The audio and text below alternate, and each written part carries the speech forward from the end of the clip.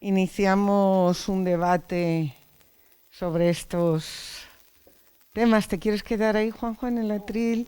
¿Te quieres sentar? ¿Queréis estar de pie? ¿Qué os gusta más? Lo que te apetezca más. ¿Nos sentamos? Bueno, ¿hay alguna pregunta por parte del otro lado de la mesa? ¿Alguna aclaración, algún comentario? Bueno, que básicamente lo que te quería preguntar es que es curioso cómo en los momentos en los que estamos viviendo, ¿no? Y particularmente la Ilustración defiende las ideas como una no religión de Estado, es decir, yo lo veo desde el punto de vista de las resoluciones judiciales, ¿no? Del Tribunal Europeo de Derechos Humanos, como Francia, en muchas cuestiones, ¿no? Relativas a religión, a la religión musulmana, y dice, mire usted no nos diga aquí nada, nosotros respetamos libertad ideológica, religiosa y de culto, pero tengan ustedes en cuenta que nosotros somos un Estado laico, ¿no? Y ese laicismo impregna gran parte de las instituciones, en Francia es muy notorio, ¿no? Pero también en España y en otros lugares del mundo, ¿no? Ligados a otras ideas políticas también que surgen, que toman cuerpo a lo largo del siglo XX, el fin comunismo, etcétera, etcétera. Entonces, me llama la atención, ¿no? Si hacemos un análisis psicológico, histórico o sociológico, etcétera, de cómo evoluciona nuestro pensamiento racional, incluso el concepto de Estado, pero sin embargo me ha chocado muchísimo cómo efectivamente ese pensamiento pues más ese pensamiento religioso, ¿no? Simbólico, tú has dicho mitológico, incluso religioso, ha permanecido en las conciencias de tal manera que ha justificado la violencia. O sea, lo que quiero decirte, Juanjo, es que parece como si no se hubiera, como si esos valores constitucionales, esos valores democráticos no hubieran sido suficientemente potentes, ¿no? Como para destruir esa imagen simbólica tan importante. Sí, muy buena la pregunta y creo que da lugar pues a un debate en el que no solamente intervengo yo, sino quienes lo deseéis de vosotros y vosotras, porque es verdad, la influencia de los mitos griegos y romanos va a pervivir incluso a lo largo de todos estos siglos donde se construye el discurso ilustrado y la separación entre religión y política, o en el caso de Europa entre Iglesia y Estado, ¿no? Pero curiosamente todos estos intelectuales y políticos que han asumido teóricamente el laicismo, sin embargo luego se han mantenido dentro del pensamiento mítico de discriminación de las mujeres, ¿no? Por ejemplo, el caso de Kant. Eso es el más llamativo de todos los fenómenos contradictorios de la Ilustración. Claro, Kant, en aquella respuesta a la pregunta Basis die Aufklärung, ¿qué es la Ilustración? Pues va a responder que es la salida del ser humano de la minoría de edad en la que se encontraba conscientemente. Dice, ¿cuál va a ser el lema de la Ilustración?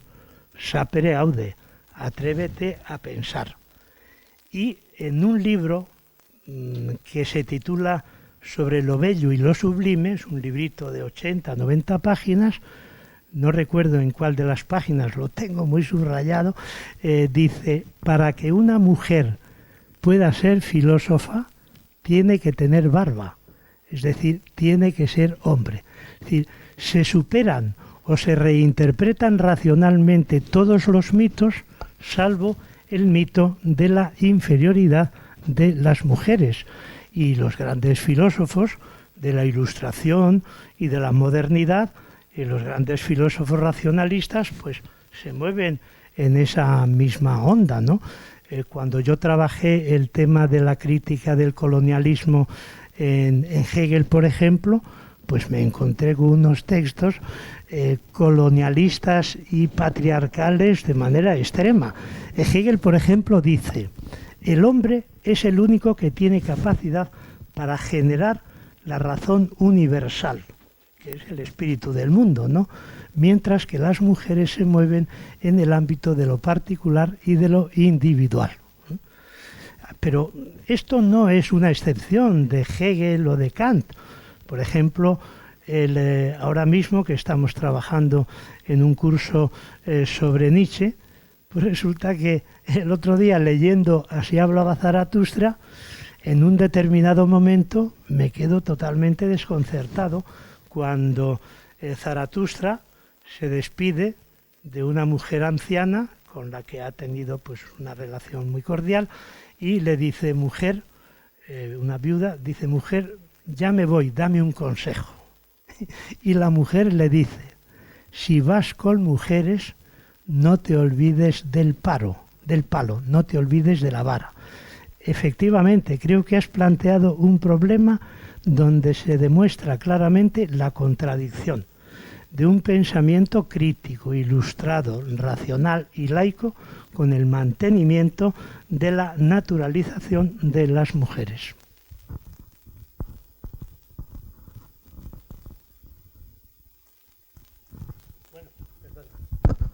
Y el ejemplo más claro es el de la Declaración de los Derechos del Hombre y del Ciudadano.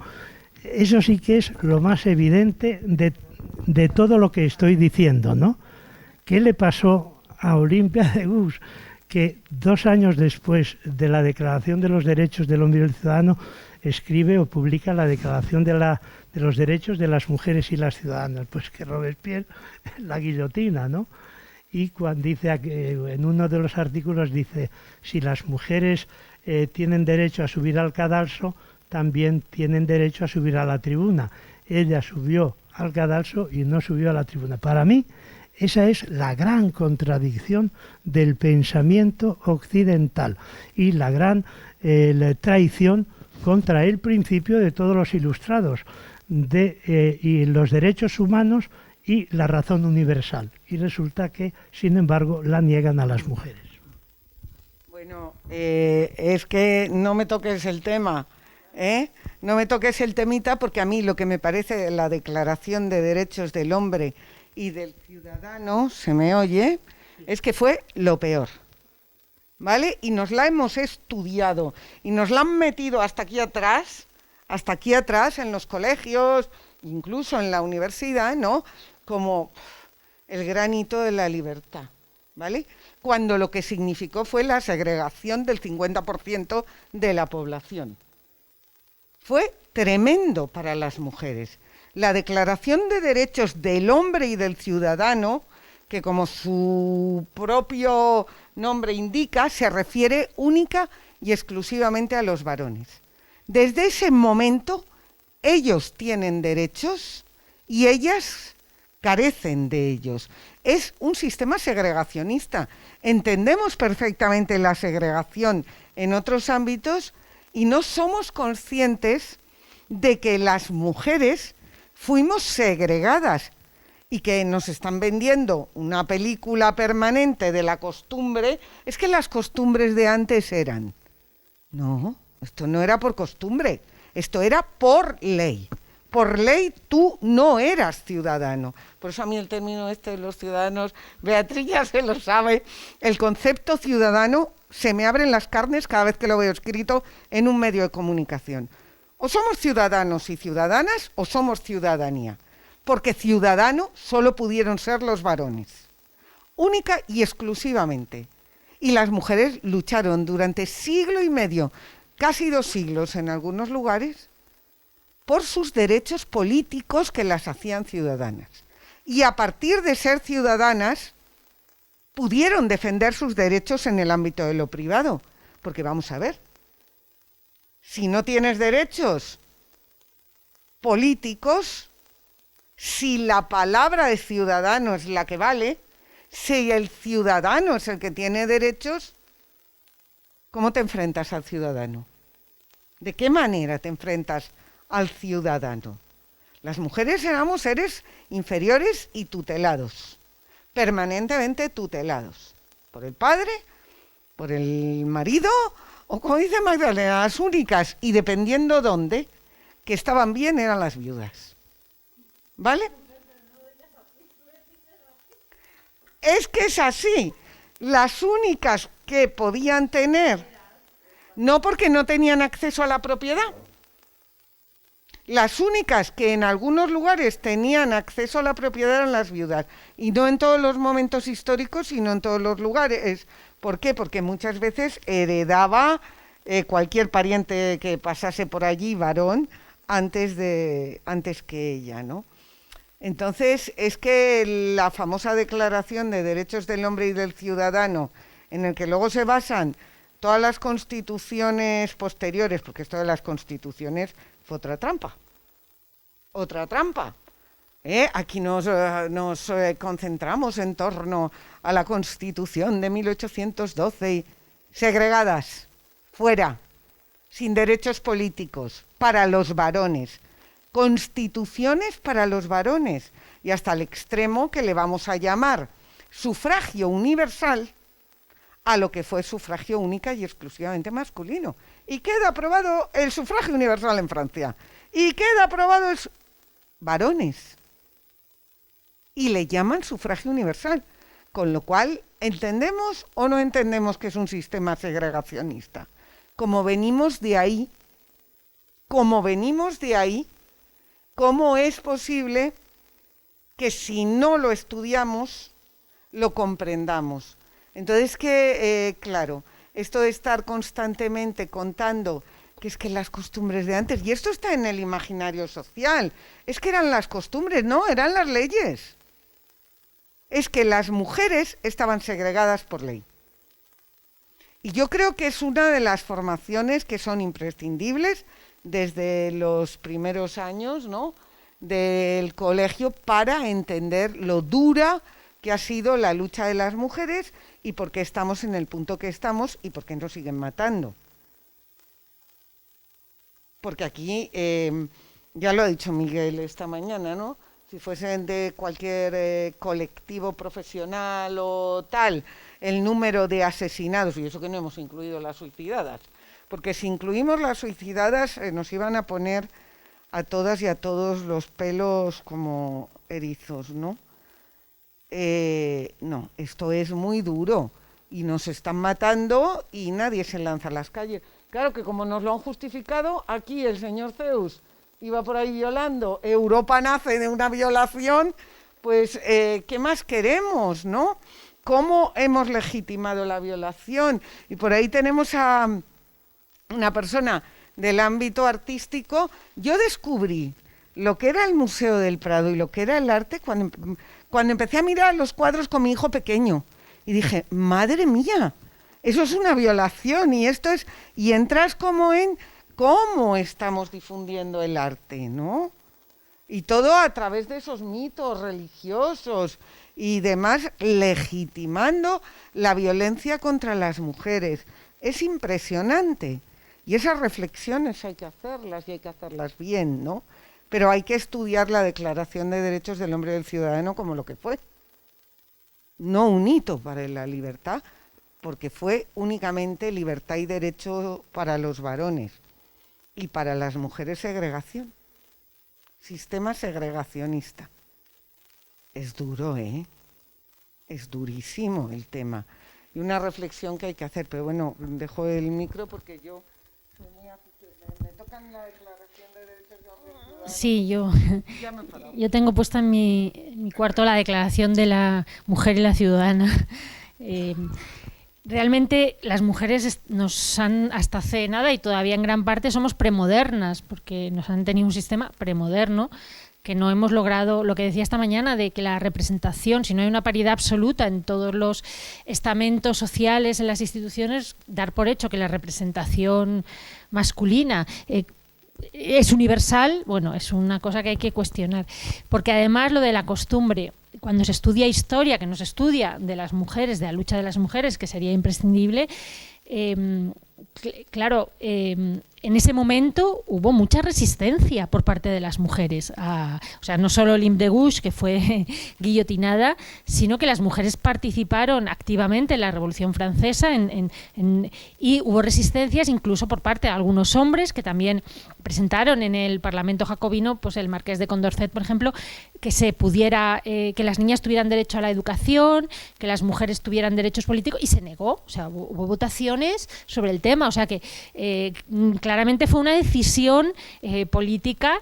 Y hubo resistencia por parte de las mismas, de las mujeres, una resistencia que luego en Seneca Falls y hasta ahora, ¿no? Todavía, o sea que el hecho de que también no tengamos acceso nunca en ninguna, cuando estudiamos en el colegio, en el instituto, nunca estudiemos lo que es la declaración de Seneca Falls, cómo participaron las mujeres en los inicios en la Ilustración, etcétera, es dejarnos como que siempre empezando de nuevo y como que se nos ocurrió un día que somos feministas y hay una larga lucha de resistencia detrás y eso, se nos coarta y se nos impide conocer clarísimamente, ¿no? Entonces, sí, no hay tal... la modernidad les llega a ellos. Por ejemplo, una cosa que cuando yo empecé a estudiar historia de las mujeres me sorprendió fue que la Edad Media es un periodo luminoso para las mujeres. Y sin embargo, claro, es un periodo oscuro, se estudia como un periodo oscuro y fue un periodo luminoso. Y en cambio el Renacimiento, que se estudia como un periodo luminoso, fue profundamente oscuro para las mujeres. O sea, la Edad Media, el Renacimiento realmente es una vuelta atrás de muchas cuestiones que durante la Edad Media estaban, conquistadas o donde las mujeres... La Edad Media fue un periodo relativamente bueno para las mujeres, mientras que el Renacimiento fue rematadamente malo. Y sin embargo, lo estudiamos como la luz en el Renacimiento, la Edad Media, oscuridad. Claro, todo eso es una idea de la historia que no. No es una historia real, la que no es real para la mitad de la humanidad, por ejemplo, ¿no? Esto está claro. Y lo del Museo del Prado, últimamente yo ando mucho hablando con Pello H. Riaño, no sé si conocéis, un investigador feminista de la historia del arte y además publica mucho últimamente y ha tenido un contencioso con el Museo del Prado cuando la última exposición que ahora está en el Museo del Prado, que no me acuerdo cómo se llama, Diosas, no sé qué, en fin, no me acuerdo ahora cómo se llama, pero es la que está ahora mismo y él ha escrito diciendo, es la pornografía eso no quiere decir que dejes de verla, como dicen, estás censurando, no, quiere decir que tengas espíritu crítico, como si lo tenemos en otras cosas, y solo parece que en esto no podemos, o sea que si tenemos espíritu crítico con respecto a la cuestión de las mujeres es que estamos censurando, no, nadie está censurando, pero que tenemos que explicar que lo que allí se está representando son cosificaciones, que es la pornografía de la época, de hecho el rey las tenía para masturbarse, o sea, lo pidió en una cámara oculta y la tenía que no lo podía ver más que él, y es lo que es, y son violaciones, representan violaciones, en fin, y es lo que es, ¿no? Y este Pello Riaño ha escrito varios artículos y le ha contestado el director del Museo del Prado muy indignado, diciendo eso, ya están censurando, o sea, en vez de entrar en el debate, ya están intentando censurar. No, pero el espíritu crítico ante las formas artísticas creo que es necesario, igual que ante la religión, ante cualquier cosa, y sin embargo la gente del pensamiento le parece bien mantener un espíritu crítico respecto a casi todo, pero cuando hablas del patriarcado, el espíritu crítico, inmediatamente te dicen que estás intentando censurar, imponer, romper con no sé qué. No. No, claro, y es que encima la religión del arte es tela, porque además está totalmente vinculada a las revoluciones liberales. Claro, ya no hay mecenas, ya no hay iglesia que encarga arte, ya no hay tal. Tenemos que construir un Dios nuevo, el creador. Entonces, claro, el arte es, y el artista, el Dios creador. Es que además se llama creador como Dios, ¿no? Todo el constructo de la religión del arte, que está vinculada a todo el desarrollo del concepto actual de las galerías de arte, de la venta del arte, del marchante de arte, etcétera, es súper interesante, pero se vincula a lo religioso. Son dioses, de ahí que es que el artista, pues ya sabemos, es excéntrico, como es un genio, es brillante, es tal, no nos importa si es un malvado, un perverso o un maltratador, ¿no? Es el artista, que se asemeja a Dios creador, que ya hemos visto que ahí los tenemos también a los dioses muy alterados en la violencia, ¿no? Cuando debería ser lo contrario. Reflexionar sobre todas esas cosas hay que hacerlo desde la escuela, porque si no, no entendemos nada. Parece que hemos salido de la nada. Igual que reflexionar sobre lo que implica el liberalismo. Nos han vendido que los derechos de las mujeres son algo que va ascendiendo. Cada vez tenemos más derechos y sabemos que es absolutamente falso. Lo que decía Beatriz ahora mismo de la Edad Media. O sea, el liberalismo, las revoluciones liberales para las mujeres fueron terribles, porque muchas cosas que se habían ido consiguiendo, a ver, en el siglo XVIII, pues había habido una reivindicación de la educación, obviamente de estamento social, porque estábamos en un sistema estamental, ¿no? Pero es que luego te daba igual ser la más rica de las ricas de origen, porque tu fortuna la iba a administrar un varón, no ibas a tener derecho sobre esa fortuna, sino que iba a ser administrada por un varón, el ciudadano, el maravilloso ciudadano. Entonces, cuando hablamos de lenguaje inclusivo también hay conceptos, está ahí María, que ya escribió en su día sobre el concepto de ciudadano, ¿no? En la revista Iguales y Diferentes, es que hay que profundizar de dónde viene, cómo se ha usado. Hay que usar el término ciudadanía si de verdad yo no me puedo considerar jamás ciudadano, y más teniendo en cuenta el origen del concepto ciudadano y lo que ha significado para las mujeres durante tanto tiempo, ¿no? De carencia de derechos políticos y obviamente sin derechos políticos, ¿qué derechos que ibas a reivindicar? Pues el ciudadano te pegaba una paliza de muerte, la policía te cogía y te devolvía al ciudadano, a no ser que el ciudadano te largase, te acusase de prostitución, te acusase de lo que fuese para deshacerse de ti. ¿De quién era la palabra? Del ciudadano, que tenía derechos. Es muy importante que todo esto se explique, porque es que es cierto que hay un movimiento feminista que es muy de calle, muy de base, y a veces carece de formación, y para contar bien las cosas, explicarlas bien y poder reflexionar y transformar las cosas y profundizar, hay que ir desde esa formación que nos explica el porqué de las cosas, ¿no? Y cómo nos han construido y cómo ahí nos hemos quedado. Claro, luego apoyo religioso en los imaginarios, más lo que es un sistema educativo que no te cuenta. Que yo no sé cuánta gente aquí habrá leído toda la historia de la lucha de las mujeres durante tanto tiempo por sus derechos, ¿no? Que como mucho un recuadrito, yo lo veo en los libros esos de... Y las mujeres y el sufragio, un recuadrito así, siglos de luchas, marginaciones, castigos, exilios, de todo, ¿no?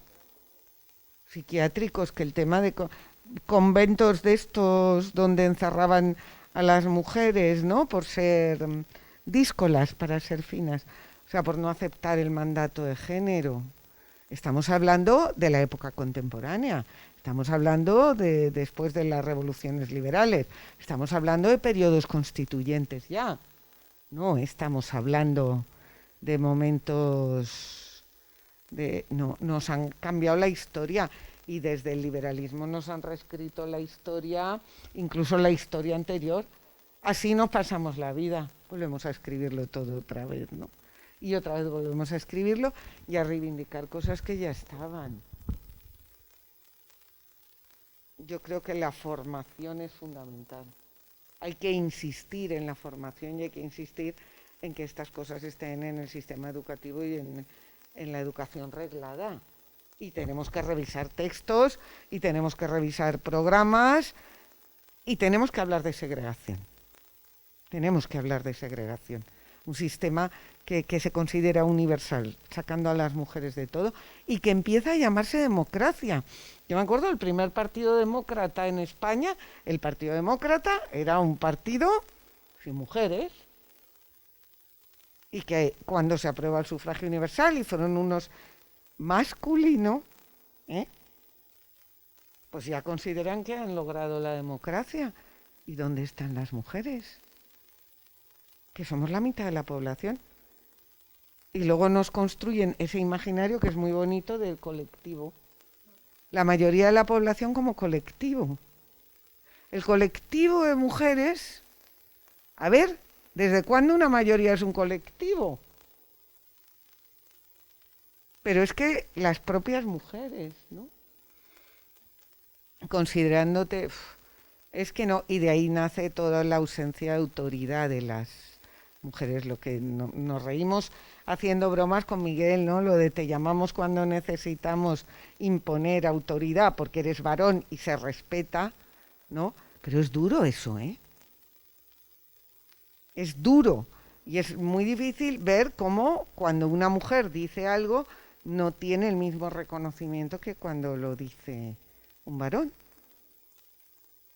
Es muy duro, pero es muy real. Incluso en un ámbito en el que nosotras somos las expertas en general, ¿no?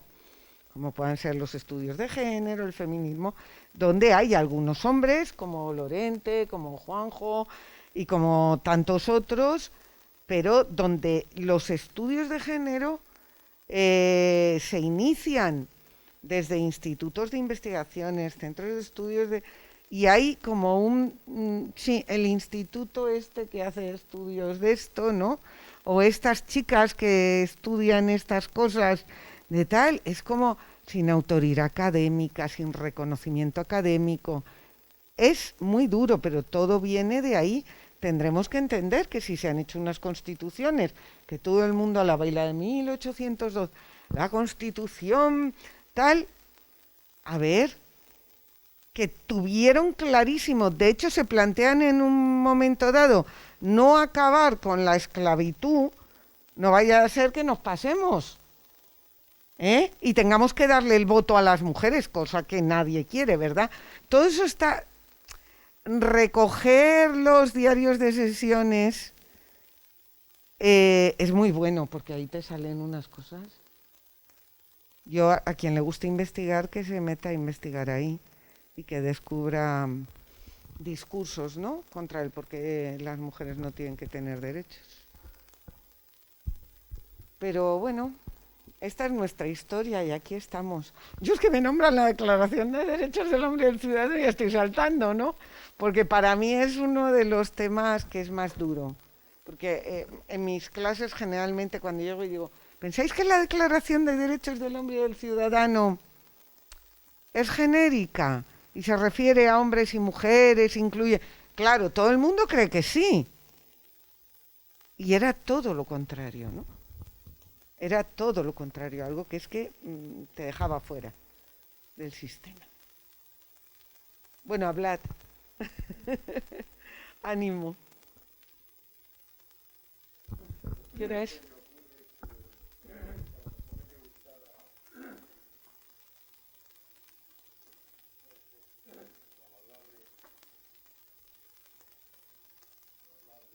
Tienes que, mira, aprieta aquí en el botoncito ese. Entre la mascarilla y esto, que no digo que se me ocurría, como decía, lo de el papel de Miguel como mediador. Digo que habrá que buscar a un mitad hombre, mitad Dios, como es el caso de Jesucristo, para que en un determinado momento sea creíble y pueda, digamos, interceder. Lo digo con absoluta ironía, ¿no? Ya te estamos entendiendo. En el sentido de, bueno, en fin, de ampliar el fenómeno, el eco del feminismo también en el seno de la sociedad, de la otra parte de la sociedad, ¿no? Pero en fin, digo que no deja de ser una ironía y, no tendría, y un poco al hilo de lo que decía además, bueno, el profesor. No tendría Tamayo. Quiero decir que Cristo era feminista, si podemos entender, en fin, podemos usar este anacronismo, ¿no? Pero si alguien realmente era revolucionario respecto al trato dado a las mujeres, fue Jesucristo, y le duró lo que tardaron quiero decir, duró eso, a la religión oficial le duró lo que tardaron en en morirse, en crucificarle. O sea, quiere decir que aunque surgiera nada, o sea, el sistema es resistente a todos los intentos, incluso por parte de los propios dioses. No, yo creo que, a ver, esto es un tema serio de formación, de cambio, de estudio, de romper con ese sistema educativo androcéntrico que es en el que todas y todos nos hemos formado, ¿no? Y que nos hace, por lo tanto, ser resistentes a los discursos de igualdad, porque desconocemos absolutamente cuál es, de dónde venimos, ¿no? Y cómo ha sido todo el proceso. Yo creo que eso es lo importante, porque claro, estudiamos los periodos constituyentes, como las mujeres fuera, o sea, no se habla de ellas, no se habla de que no estaban, de que estaban luchando, pero que eran condenadas al exilio, eran encerradas en las cárceles, eran consideradas desnaturalizadas, eran atacadas. Y esa parte de la historia nos la cargamos y entonces nos contamos todos los periodos constituyentes, toda la historia, las guerras mundiales, el bla bla, los avances, los derechos. Pues Juanjo ha trabajado mucho en América Latina, ¿no? A ver, el tema de las revoluciones de las guerras de independencia, que se llama a las mujeres a la lucha, y ahí están en la lucha como militares, construyendo otro mundo, y cuando ya, pa' casita, y encima te quito el derecho a la educación, te niego el derecho a la educación. A ver, que en la universidad llevamos un siglo y poquito. Un siglo y poquito, con 13 siglos tienen las universidades. Isabel, ya se quemaban a las brujas. Perdón, es que ya no sé si... Quítate la máscara, yo creo que es que digo que ya se quemaban a las brujas en la antigüedad.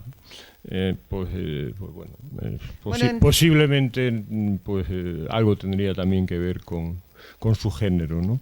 Diferentes momentos, cuidado, que la historia, porque la antigüedad es una cosa como muy abstracta y como ha dicho Beatriz, a ver, que había maestras gremiales y esas han desaparecido de la historia, y a las brujas se las quema por el conocimiento y por la sabiduría en diferentes momentos. No en la Edad Media. Es que también eso nos lo han hecho, nos lo han construido, ¿eh? Es que es una historia contada posterior, pues como nos han escrito la prehistoria, y ahora con el ADN y con toda la investigación que hay, se está descubriendo que todo lo que nos han contado era una trola. Desde los imaginarios de esos modelos liberales patriarcales del 19, que tela marinera. Ahí nos empiezan a contar cómo eran los anteriores, con una intención, claro, de construir. Es tremendo, ¿no? Pero siempre ha habido mujeres que han luchado, siempre ha habido mujeres que se han resistido, siempre han estado ahí, no es que no estaban, es que no nos las cuentan. Siempre ha habido rebeldes, luchadoras, han estado ahí, pero no nos las cuentan. Ahí es donde está el problema. Para que veáis lo mal que estamos.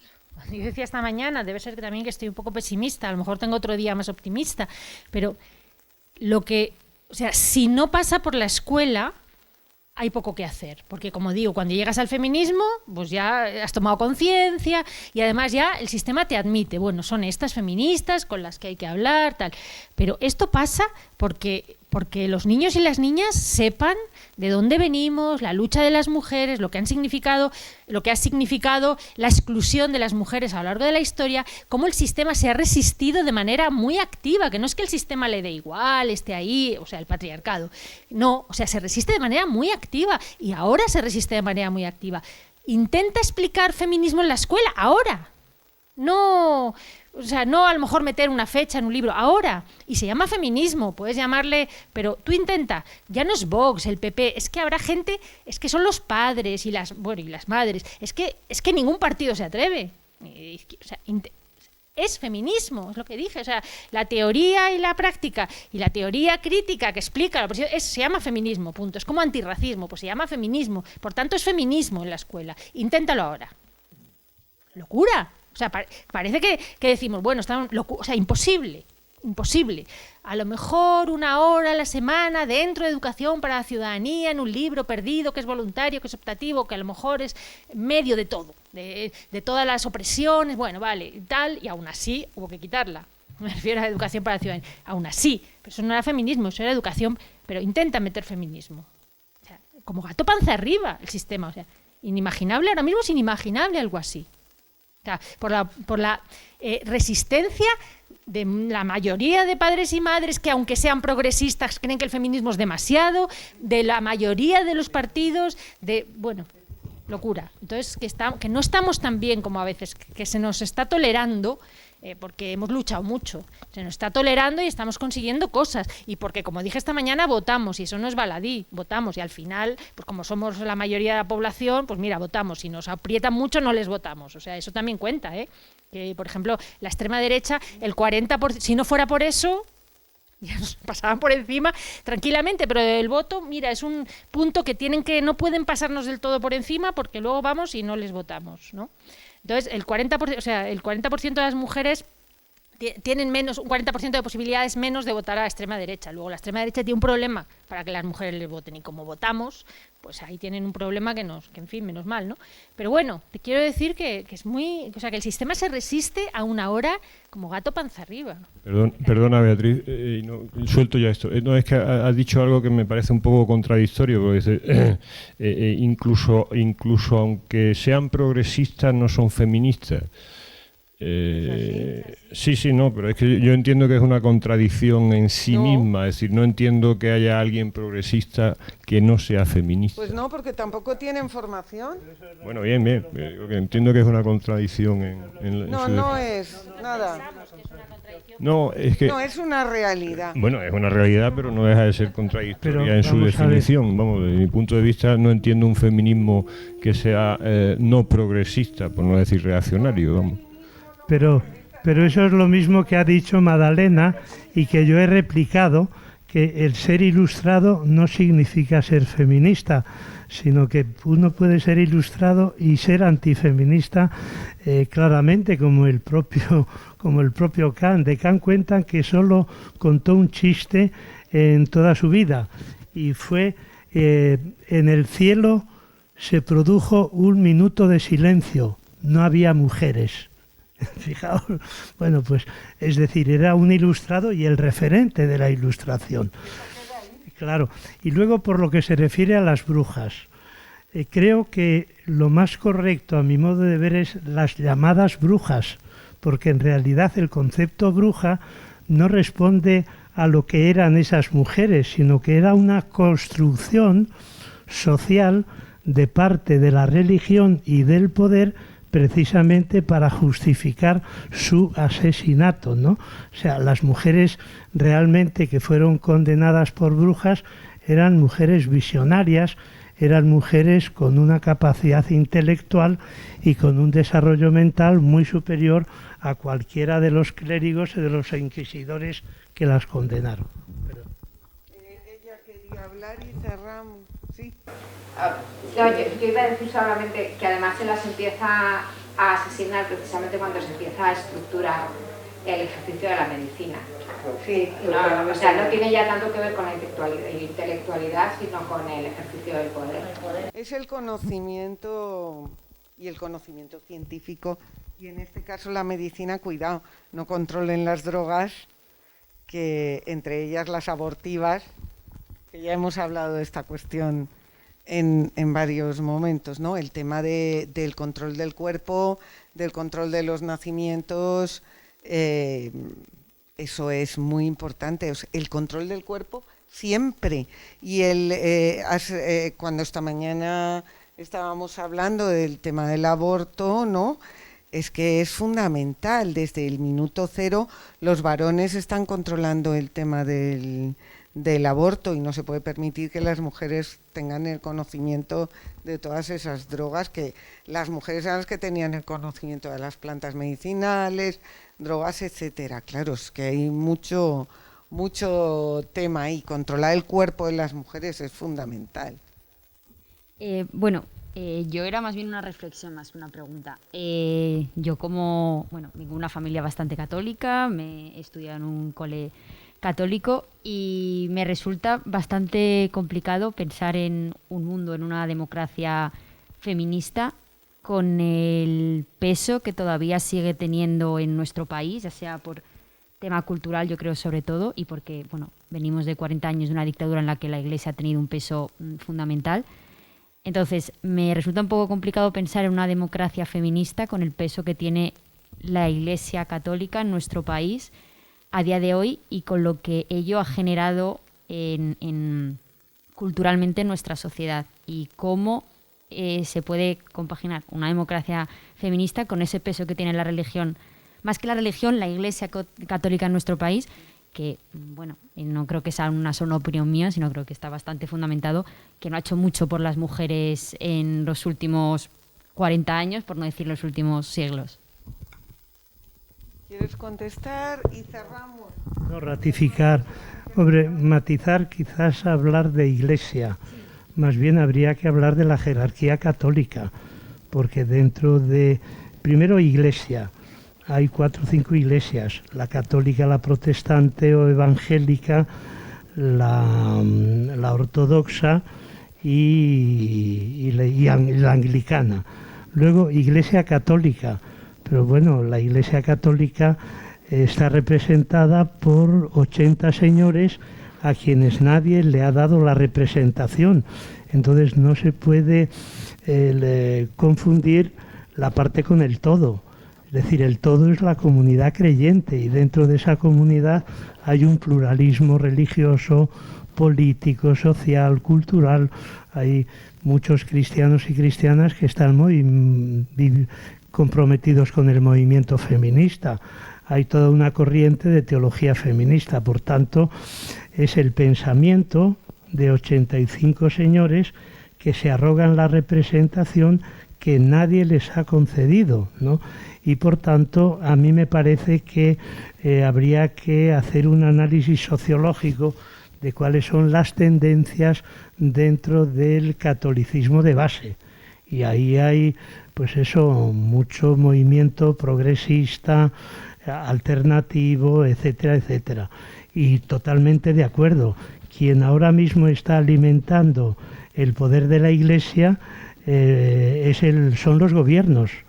Y miren, les voy a decir algo que les va a sorprender, pero no creo que me lo puedan desmentir. Todos los gobiernos de la transición, hayan sido de derechas, de izquierda o de centro, han sido rehenes de la Iglesia católica. Todos. El Partido Socialista me dirán, ¿cómo que ha sido rehén? Pero se ha gobernado 21 años o 22, yo creo que ya 23, y sigue manteniendo los acuerdos con la Santa Sede, que son lo más anacrónico y los restos de nacionalcatolicismo, ¿no? Por tanto, llevas toda la razón. Pero no es que los gobiernos hayan apoyado a la Iglesia Católica, sino que han resuelto buena parte de las crisis más profundas que la Iglesia Católica está teniendo de parte de la jerarquía. Y por tanto, totalmente de acuerdo. Bueno, pues cerramos, si os parece bien, por esta tarde y nos vemos mañana tempranito. Que descanséis o que disfrutéis del Escorial, mejor.